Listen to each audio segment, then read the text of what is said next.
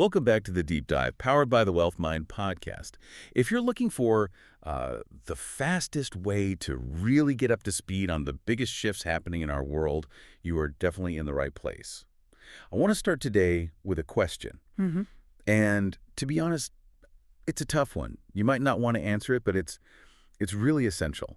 Are you still following career advice that was designed for a world that, well, just doesn't exist anymore? Yeah, we're talking about that advice that's all about stability, about security. Exactly. The idea that if you just keep your head down, you follow instructions perfectly. That's the blueprint for success.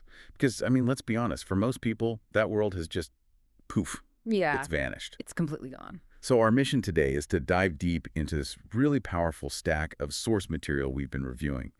It's all these articles and research that argue the basic rules of professional success haven't just, evolved a little. No, they've completely flipped on their head. We are going to unpack in detail why that idea of a stable job is pretty much obsolete and what powerful, invisible force has replaced money as the main currency for opportunity and growth in this century. It's a huge shift. It is. And if you value this kind of rapid but thorough breakdown of modern knowledge, if you want that shortcut to understanding what's really shaping our economy, do yourself a favor right now.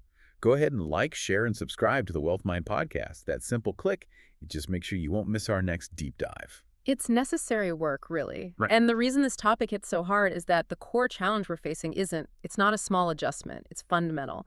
We've shifted from an economy that was built on factories, on predictability, and, physical stuff, to one that's built on algorithms, digital everything, and frankly, chaos. Chaos is a good word for it. Yeah, and the source material, it draws this really vivid picture, the old formula, the one our parents gave us.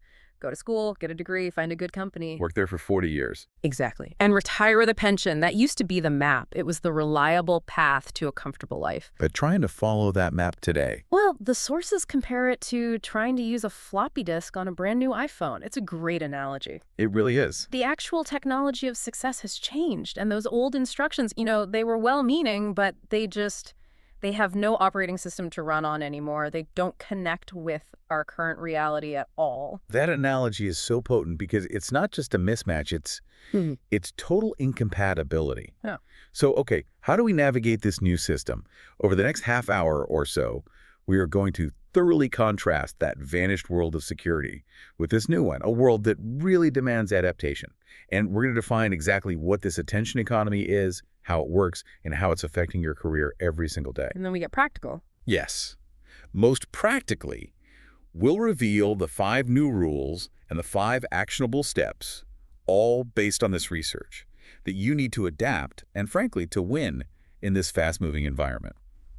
Okay, let's get into it. Let's start with the cornerstone of traditional success, education. And we're not arguing against learning here, to be clear. Not at all. Learning is more important than ever. Right. But we need to take a really critical look at the value of the traditional credential, the degree. The sources suggest this value has been, well, they call it degree devaluation. Yeah, and you have to understand the history to get why this feels so jarring.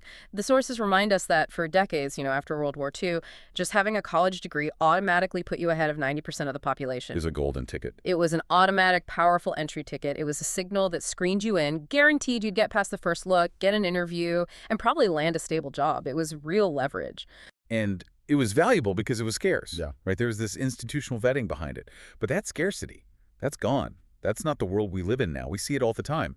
People with multiple degrees, graduate degrees, a bunch of expensive professional certificates. And they are struggling intensely. Yeah, struggling to find meaningful work that actually justifies the mountain of student loan debt they took on to get those credentials. And this is where the sources paint a really stark picture. They point out that the whole application process is so automated now that a lot of really qualified people have to rely on AI tools like ChatGPT just to write a resume. Just to get past the first filter. Just to get past the automated tracking systems, these digital gatekeepers that filter out millions of resumes before a single human being ever sees them. Wow. The fact that you need AI just to get seen shows you how far the currency of that physical degree has fallen. It's just not the differentiator it used to be. So if the degree itself isn't the leverage anymore, what is? What's replaced it? The sources make this really critical distinction. They do. Education itself still matters, probably more than ever. But that piece of paper, the physical degree, the sources define it as, and this is a quote, proof that you survived 4 years of PowerPoint slides. Ouch. That's sharp. It's a sharp critique, but it makes a point. It shows that the process mattered. You showed you could endure something structured. But the document you get at the end, it's lost its power to guarantee you anything. The real education has been totally redefined. It's all about access now. We're talking about highly specialized, instantly usable knowledge that you can get for cheap or even for free. Through what? YouTube tutorials? Podcasts? All of it.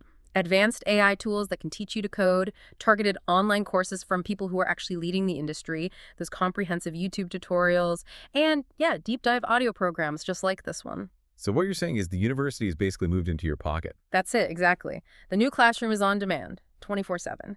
And this completely democratizes knowledge. It removes the gatekeepers. You don't need permission anymore. You do not need a university's approval to learn a high-value skill.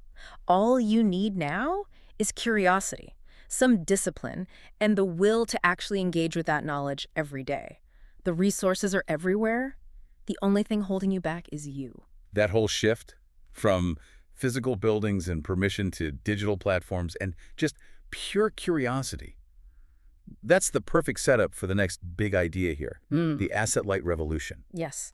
The source material gives these incredible case studies of disruption that show how business models have totally moved away from physical ownership. And we need to pause here for a second because this directly impacts your job security. We live with these companies every day, but we don't always think about how disruptive they really are. We don't. We need to look at who the most powerful players are in these huge industries. Okay, so take transportation. Uber. Indisputably the richest, most dominant taxi company on the planet, and they own exactly 0 cars. Think about that. They don't have the huge costs of maintaining a fleet, dealing with repairs, or massive insurance on all these fixed assets. They own the algorithm. They own the relationship with the customer and the driver. Okay, now apply that to hotels, hospitality. It's Airbnb, the biggest hotel company in the world. And they own no hotels, no physical land. They just provide the platform and the layer of trust that connects someone with a spare room to someone who needs a place to stay. And of course, Amazon, the biggest store on earth. Right, the largest marketplace on the planet. And they don't own the vast majority of products sold on their site. They own the customer, the logistics, and the platform that makes it all happen. So the lesson here is pretty undeniable. The companies with the highest valuations have systematically broken that old model of owning stuff. They've successfully decoupled making money from owning physical things. And this is the critical part for you, the learner. This asset-light, platform-first mindset extends directly into how we learn and work now. The sources ask a great question here. Where do young entrepreneurs today get the most practical, up-to-date knowledge? It's not Harvard. The new Harvard isn't some elite, expensive school with $1 billion endowment. It's YouTube. It's where you find information on coding, marketing, sales funnels, anything you need, and it's shared instantly, practically, and usually for free. It reflects an economy that values immediate application over some old institutional stamp of approval. The old model of owning the factory or owning the cars has been decisively replaced.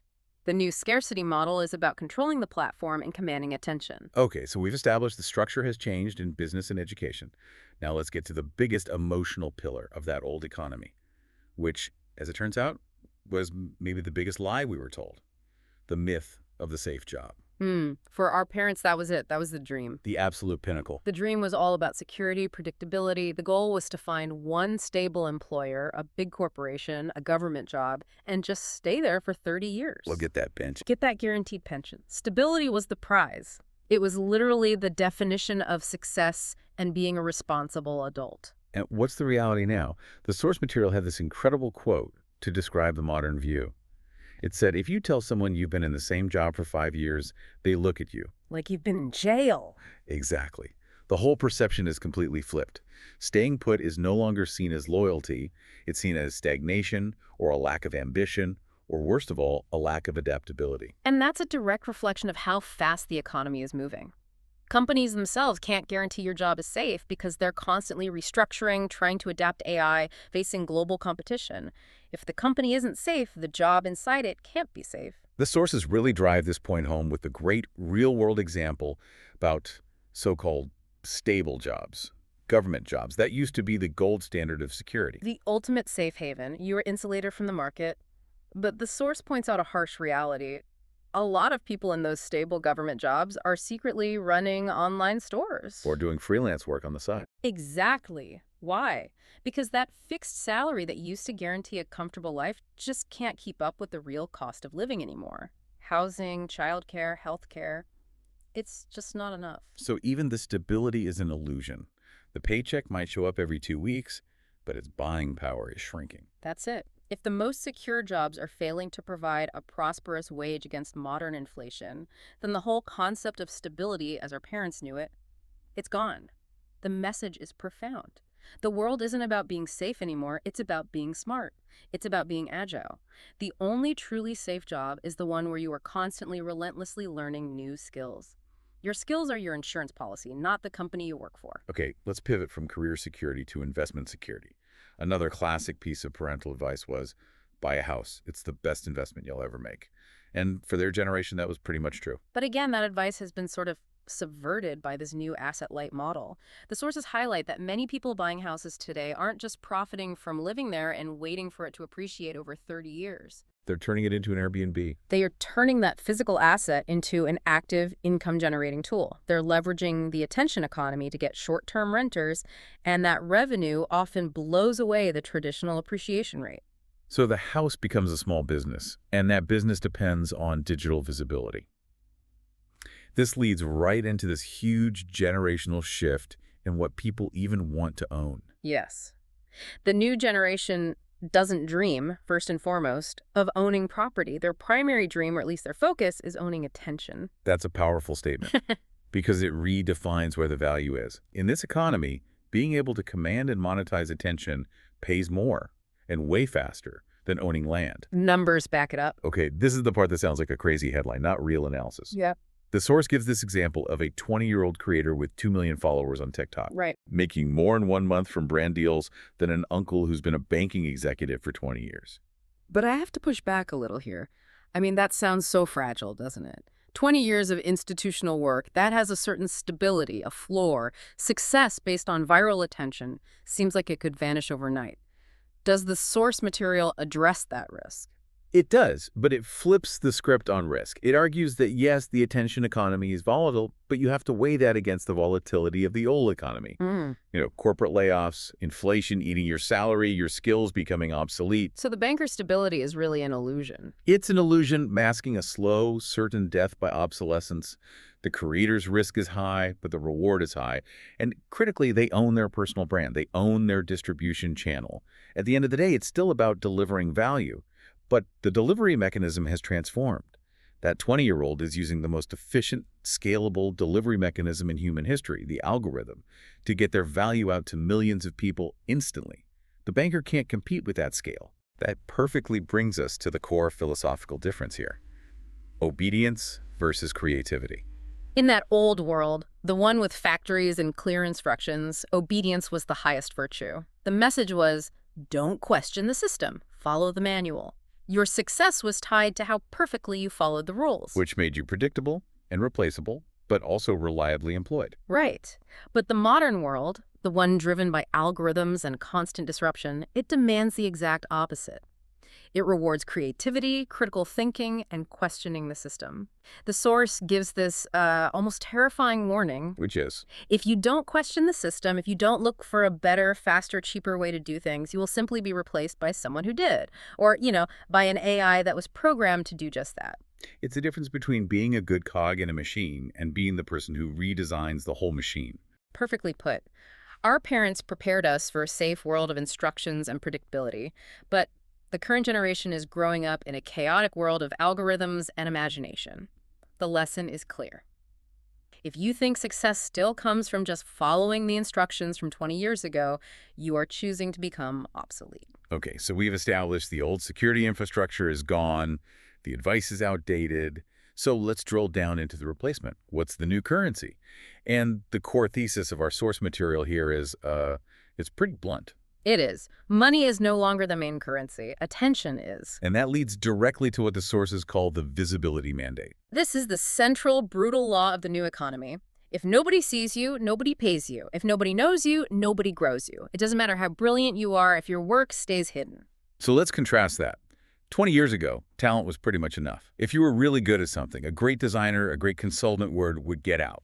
Slowly, but it would. Today, that is not enough to build a career. The new rule is a two-parter. You must be good and you must be visible. The source uses this painful example. I remember this one.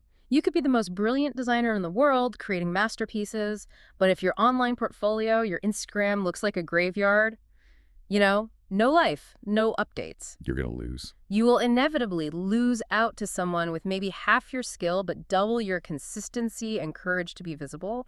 The opportunities, the clients, the money, it's all drawn to the spotlight. And this is where it really conflicts with those older generational values, what the source calls the humility trap. Absolutely. The lesson from our parents was that being humble meant keeping your head down, working quietly, not showing off. And that made sense in a world where your boss was the one judging your quality. But in the algorithm economy, that kind of humility is deadly. It is. If you keep your head down and work silently, the algorithm just assumes you don't exist. Your invisibility is read as irrelevance. So the lesson has to change. It's not don't show off, it's you have to learn to show up. Yeah. And not just once in a while. You have to show up consistently. That's what feeds these digital networks. It's the only way to prove you're a real, persistent entity that the algorithm should pay attention to. It's like a continuous, low-level marketing effort that's just part of the work itself now. We should pause here and really dissect the mechanism behind this. Why are we all so consumed by it? We all complain about social media, but we're checking it constantly. Yeah. And the sources say we're kind of missing the point. We aren't addicted to the apps. No, we're addicted to attention. Sure. Because attention is the highest form of energy in the modern world. It's the energy that drives every business, every creator, every opportunity. If you can control attention, you control demand. And the sheer power of this is, it's mind-boggling when you see the examples. Yeah, the sources give these really powerful examples that just shock the old guard. A dancer in her bedroom with her phone who masters the algorithms can get sponsorship deals worth more than a relative earns in a year of conventional work. Or the 17-year-old gamer. That one's amazing. A 17-year-old gamer streams for a couple of hours a day, builds an audience, and uses the ad revenue to buy his parents a house. He just completely bypassed the entire traditional system for building wealth. And they're not rewarded for working harder in the old factory sense. No, they're rewarded because a huge number of people watch them. And that collective focus can be converted directly into cash or product sales or influence. That's the new economic formula. And the people who understand this best are the biggest public figures, like Elon Musk. The source specifically calls him out. Why would the CEO of a multi-trillion-dollar company spend so much time on X? Because he gets it. He understands that attention is power, and attention keeps that power alive. The source says that the more people talk about you, the longer you stay relevant. It doesn't matter if it's good, bad, or neutral. So even bad publicity just feeds the algorithm. It just feeds the algorithm because it generates engagement, which generates visibility, which keeps the brand or the person top of mind. So like it or not, you can't escape it. Every brand, every professional, you're in a zero-sum fight for a few seconds of focus before the next scroll. That's the game. But let's bring this down to a practical level. We're not saying everyone needs to be a full-time influencer. Attention has to be used as leverage by every professional. This applies to everyone. It's universal. If you're a designer, you have to post your work online. If you're a writer, you have to share your ideas. If you're a student, document your journey. You have to force people to notice your value. And here's where most people fail, according to the research. The perfection trap. Yes, most people hide. They're waiting for everything to be perfect. They say, I can't post yet, it's not ready, or I'm just too shy. And while they're waiting, By the time they finally feel ready, someone else, maybe less talented, but definitely more consistent and more courageous, has already captured the audience. They've built the channel. They've built the relationship. the internet does not reward shy people. It rewards if you show up every single day, people will eventually listen because you are the signal in all the noise. Silence means the world assumes you have nothing to say. And even the financial world is starting to get this. Investors. It's wild. The source notes that venture capitalists are now asking founders, show me your audience before I show you my money. Attention is becoming a prerequisite for capital because it proves you have a market. And the ultimate paradox is that attention is free to create. It's the one thing you can generate from nothing but your time and your courage. but it's also the hardest thing to keep. So the fundamental question for your career has changed. It's not just, how do I make money anymore? It's, Yeah. how do I capture and keep people's attention long enough to deliver my value? So wrapping this up, the old advice, work hard, is incomplete. The new rule is, work hard and make damn sure people see you doing it. Exactly. Reputation isn't built slowly over years by word of mouth anymore. It can be built instantly through one viral moment. And that's not luck. It's visible preparation meeting a distribution channel. If you hide your work, you're playing by the old, outdated rules. Okay, if the old map is useless, we need a new one. And the source material provides 5 really clear rules for navigating this attention economy. These are the rules the internet rewards every single day. All right, rule number 1, learn faster than others forget. This is all about the speed of information. What's relevant this week? A coding framework, an AI model, a content strategy can be totally outdated next month. The rate of knowledge decay is it's terrifyingly high. So winning isn't about what you learned in school. It's about being the fastest learner in the room right now. Precisely. Daily intentional learning isn't a hobby, it's a survival function. The sources are clear on this. You have to dedicate time every day to learning what's new in your field. If you're just resting on old knowledge, you're passively falling behind. Rule number 2, build your online presence. It's your new resume. The old paper resume was just a summary of your past. The new world demands ongoing, current proof of what you can do now. And one strong digital artifact, like one good video or one viral post, can communicate your competence way more effectively than a 2-page resume ever could. Because invisibility is relevance death. Even the best product will fail if no one knows it exists. Your online presence is how the world verifies your skills and decides if you're even worth talking to. Rule number 3, have multiple income streams. Diversification. Our parents called this being distracted. They saw it as being disloyal to your main job. Today, it's just called SMART. It's a required strategy for financial resilience. And the internet is the perfect engine for it. You can sell digital products, do micro-freelancing, create content, all from your phone. And the key advice here is to build that second and third stream of income before the first one disappears. Relying on a single paycheck is a massive vulnerability now. Rule number 4, network digitally. The old way was going to a conference, hoping you'd meet the right person. That still happens, but the main way opportunity travels now is through Wi-Fi. The right connection might DM you on LinkedIn because they saw your post, or comment on your video, or you might meet them in a niche Discord group. Online connections can open doors way faster than offline ones. And finally, rule number 5, don't wait for permission, build, and launch. The old world was all about getting approval from your boss or some committee. The new world just requires Wi-Fi and courage. So the key is to just act. Launch something small, let the world react to it, and then learn from that feedback. Don't agonize over whether it's perfect. Just post it, share it, launch it. Perfection is the enemy of visibility, and visibility is everything. Okay, so knowing the rules is one thing, but actually doing it requires a change in your personal operating system. So the source material gives us a clear 5-step action plan to actually thrive in this new reality. This is all about adapting faster than the world can replace you. Step 1, accept that you know less than you think. This one is all about the internal battle. It's about ego. The source is really blunt here. Ego kills more dreams than failure ever will. You can't evolve if you're busy defending outdated knowledge. So how do you actually do that? How do you operationalize humility? You have to build in a routine of critical self-assessment.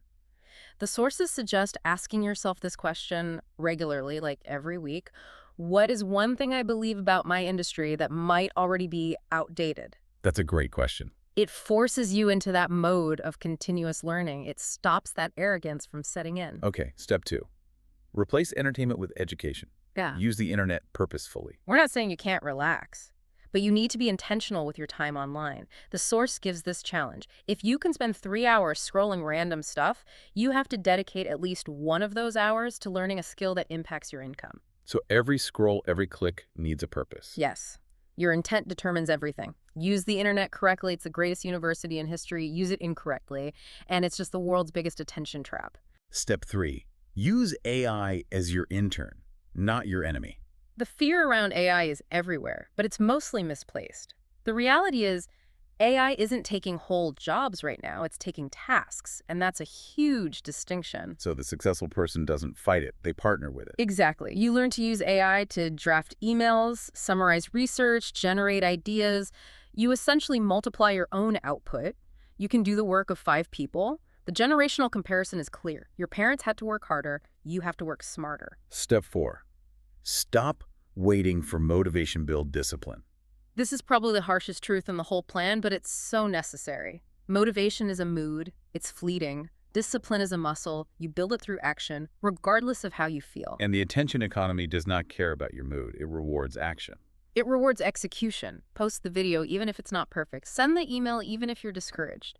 While you're waiting to feel motivated, someone else is already out there doing it and getting feedback. Discipline is what builds that consistent visibility we talked about.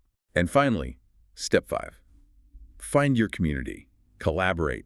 Don't compete. The internet can feel really noisy and isolating, but inside that chaos are these pockets of like-minded people who are all trying to grow and build. And collaboration is the fastest path to growth. The old scarcity mindset made you think you had to hoard your knowledge and contacts. But the new reality is all about shared growth. The sources say you don't need 10,000 anonymous followers. You need 10 real people who believe in what you're building, who will give you honest feedback, and who will help you grow. Build together. It's faster and way more resilient than trying to do it all alone. Hashtag outro. So to synthesize this whole argument we've unpacked, what we're seeing isn't some reckless rebellion against the past. It's evolution. It's driven by technology.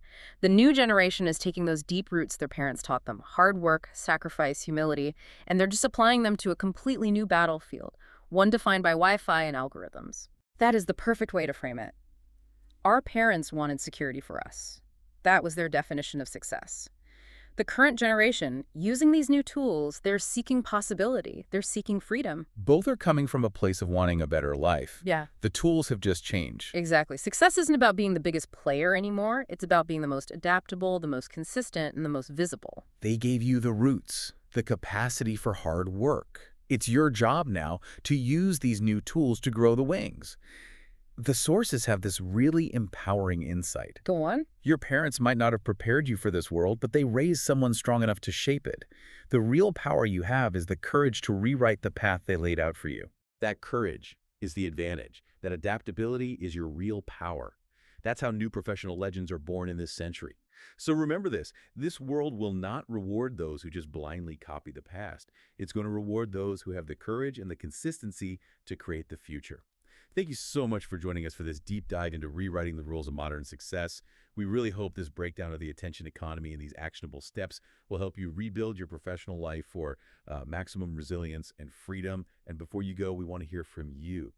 What is the one piece of advice from your parents that you have struggled with the most in this modern world? Was it about getting a safe job? Was it about not showing off? Share your thoughts in the comments below. We read all of them, and it helps us shape what we do next. Thanks again for listening to the Wealth Mind Podcast.